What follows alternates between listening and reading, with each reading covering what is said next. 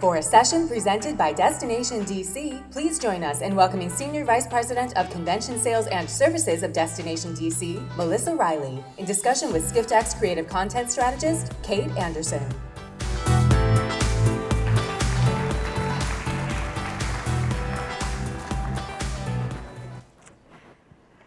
Well, great to be here with you, Melissa.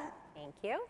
We've heard time and time again throughout the day that a meeting and an event are so much more than just the four walls of the convention center.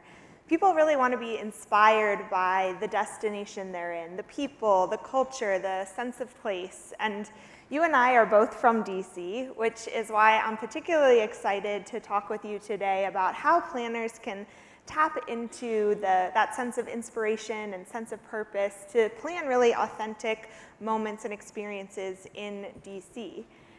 So just to kick us off, would love to hear what you wish people knew about the real DC beyond the political facade.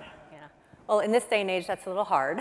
But thank you, Kate. You know, it's interesting, as I was sitting here this morning listening to all of the previous speakers, I kept sitting here going, well, wait, I was going to talk about that. Oh, hold on, wait, that was my talking point.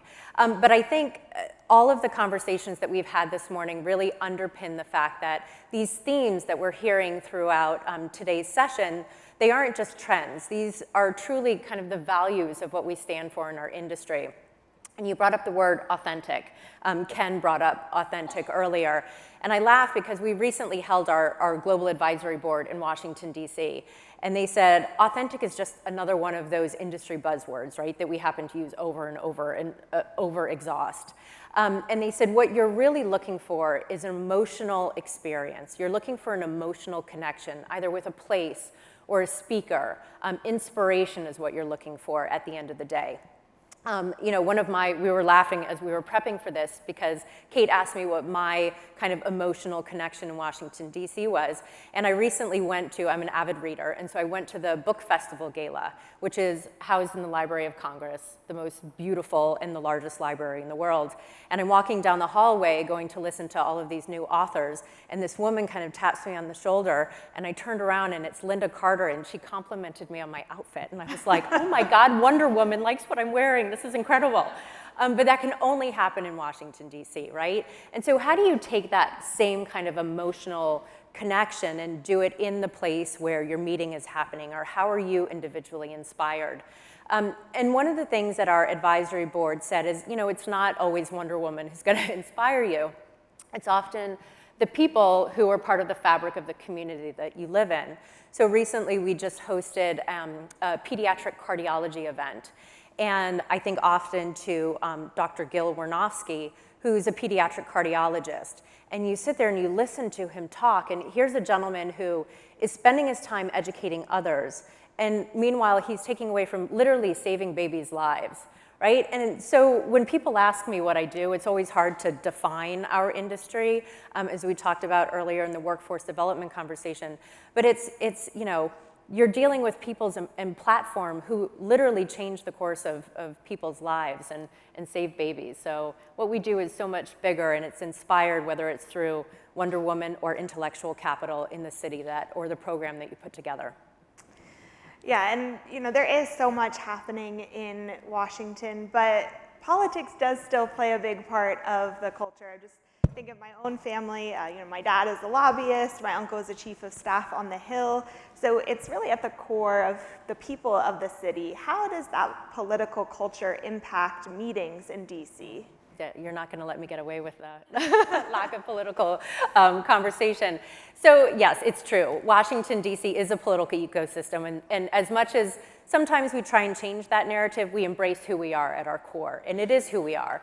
And I think one of the things you have to look at is Washington, D.C. is a place where history has literally been made by unity and by being a place where people gather, right? So you look back, not necessarily at congresses or meetings or conventions, but you look at history-making events, whether you're standing on the footsteps where Martin Luther King, you know, had his I Have a Dream speech, or a few years ago as I was a participant walking down Pennsylvania Avenue as part of the Women's March, right? So these are history-making events that literally changed the course of, where this country and where the world looks at different initiatives. And I think there's a lot of power in that. And so how do you harness that? And how do you kind of translate it to the positive effects of policy? So in Washington, you have access to these individuals, right? This is the place where your voice is heard. And I think that there's a lot to that. So when you come to Washington, you're not just going to a city, that is full of historical events, which it is, but you literally have access to the people who can influence and who can change some of these, major, ways that we look at initiatives or how we embrace policy. So it really is a special place. And how do you translate that to the city that you're in? Or how do you, as an organizer, take that lesson learned and, put it into your own program? Yeah, and as we were talking backstage, one event that came up that I thought just so perfectly embodied the gravitas and the position of power that DC does have in the nation is the NATO Summit, which DC hosted in July this year. This is a major logistical event. I can't even imagine all of the motorcades through the city. How did DC work with NATO to manage some of those logistics and also make sure the event left a positive impact on the city? Yeah, so NATO is, you talk about flexing your logistical muscle, right? This is designated the highest national security event by the Secret Service. And so I live right by the convention center, so talk about like walking by these protective fences every day. It really is a reality check. And you look at that atmosphere and you realize, this isn't an accessible event. This isn't an event where just anybody can, walk in. You see this image behind you, and whether it's President Biden or Zelensky who's on stage, you realize the gravitas of something. And this was NATO's 75th anniversary. But what we were able to do was harness this kind of mega event and really hyper-localize it. Which was an incredible thing that we were able to do. So our marketing team worked hand in hand with the State Department because there were over 1,000 media that were represented at the NATO Summit. And so how do we tell the story of Washington, D.C. beyond politics, right? How do we get them into our neighborhoods? How do we have them eat in, perhaps a local Ethiopian restaurant or Ben's Chili Bowl or something that you all that are familiar with Washington know is near and dear? And so we were able to work with their media and their tell that story a little bit more effectively. And then one of the things that we worked very hard to do was make sure that they had local impact in terms of our small businesses. And so we have something called our DEI Business Fellowship program in Washington, and it's basically a cohort of 50 businesses where they might be Black-owned or Hispanic-owned, women-owned, LGBTQ+. The list goes on and on. And so we were able to help NATO create, everybody gets a swag bag, right? When we go to conferences, who leaves them all behind?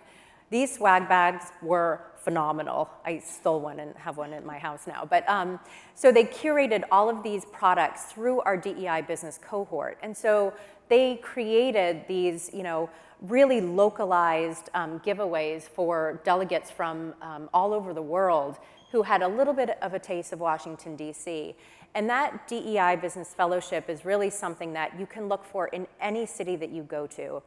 So how do you work hand in hand with your DMO to custom curate these experiences and leave something behind that, affects not just NATO and the people that receive the bags, but how do you really positively impact these small businesses? We have another gentleman, Chip Dizard, who's a photographer, and he won a $2,500 contract through an association conference. You might think $2,500 doesn't mean a lot to most of us or some of us, but to a small business who's just starting out, that is a launching pad for much greater opportunity. And since then, Chip has been able to now secure a contract with Smithsonian Institution, among others, that has really propelled him into the business events world. And he got that through this DEI business cohort. And so it's just a launching pad for small businesses. Yeah, and partnering with the destination is such a great way to give attendees a local flair that we know they're looking for. But of course, another way is to actually get folks out of the convention center and immersed in the city itself. And the American Institute of Architects did that in a really interesting way this summer. Tell us a bit about how planners activated the entire city to really energize their delegates. So Washington, D.C. hosts a lot of association meetings. And this one harnessed Washington, D.C. in a little bit of a different way. And again, practical application and scalable to all other cities and meetings across the globe. And what AIA did was, it was a big conference, 15,000 people, but they custom curated 85 plus tours throughout Washington that focused on the architecture of the city, which is really something, obviously, that they wanted to harness. And for those of you that have been, Washington, D.C. is an architecturally beautiful destination. And so whether it was understanding how the design of hospitals influences healthcare, or libraries aren't just a place where you go to check out a book, but they're community gathering places. And so they looked and they studied all of these, and they were able to, look at Washington, D.C. by its waterways, get into the neighborhoods. And these 85 experiences, just lent something a little bit extra to their delegates that not only created an exceptional experience for the AIA attendees, but really harnessed everything that the city had to offer and showcased it incredibly beautifully. I obviously am a little bit biased in that. So we do have a video that tells it from the exhibitor and from the attendee standpoint, so we'll finish up with that.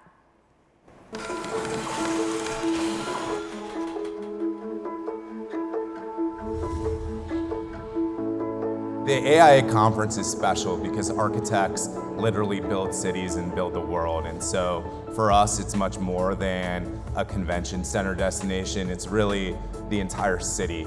We do almost 100 city architectural tours. People love that aspect of conference and being able to really appreciate the city and how far it's come. I've done a lot of these type of conferences across the country, and I have to say that Washington, D.C. has been my favorite experience because of the community here, the locations, the restaurants.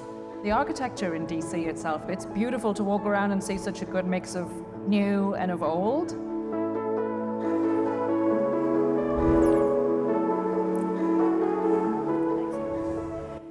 So one of the things you saw in this video was their access to go-go. Who here knows what go-go music is? All right, I see you. So go-go is the music of Washington, D.C. And so whether it's, embracing the architectural tours or the music or the fabric of a destination, that's truly what it's about, and helping from the DMO perspective, your attendees have an incredible experience is our biggest takeaway. Great, and yeah, it's that partnership between the organizer and the destination that can make it so special. With that, that's all the time we have. Melissa, thank you so much again. If you want to learn more about inspiring your delegates in DC, you can head to washington.org. Great. Thank you.